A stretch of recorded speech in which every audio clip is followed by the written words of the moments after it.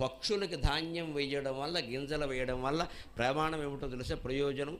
మన పిల్లలు చాలా బాగుంటారమ్మా. అమెరికాలో ఉన్న, ఆస్ట్రేలియాలో ఉన్న మన పిల్లలకి అన్నానికి లోటు ఉండదు, ఆరోగ్యానికి లోటు ఉండదు. పక్షుల్ని పెంచి పోషించాలి. ఇంట్లోకి రానివ్వకూడదు. మళ్ళీ అందులో తేడా. పావురాలను ఇంట్లోకి రానివ్వకూడదు. కుక్కల్ని, పిల్లుల్ని ఇంట్లో పెట్టుకుని పెంచకూడదు. బయటకు తీసుకెళ్ళి ఇంత ముద్ద పారేయాలి, పొమ్మని చెప్పాలి.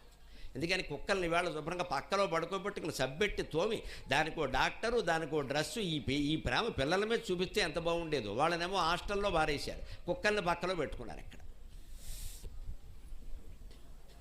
కుక్కల్ని ఇంట్లో పెట్టుకుని పెంచకూడదు. పిల్లుల్ని అసలే పెంచకూడదు. పిల్లి శరీరం నుంచి ఎప్పుడూ రోమాలు రాలుతూ ఉంటాయి. ఆ రోమాలు రాలేయి అంటే పసిపిల్లలకి రోగాలు వచ్చేస్తాయి. రోమాలు అంటే రోగాలే. పావురాళ్ళు ఇంట్లోకి వచ్చాయి అంటే రెక్కలు ఊడిపడతాయి. ఆ రెక్కల వల్ల క్యాన్సర్ కూడా వస్తుంది. కానీ మనం దూరం పెట్టక్కల. అవి ఎక్కడో ఉంటాయి. వాటి కింద గింజలు బారేసేది పొమ్మ.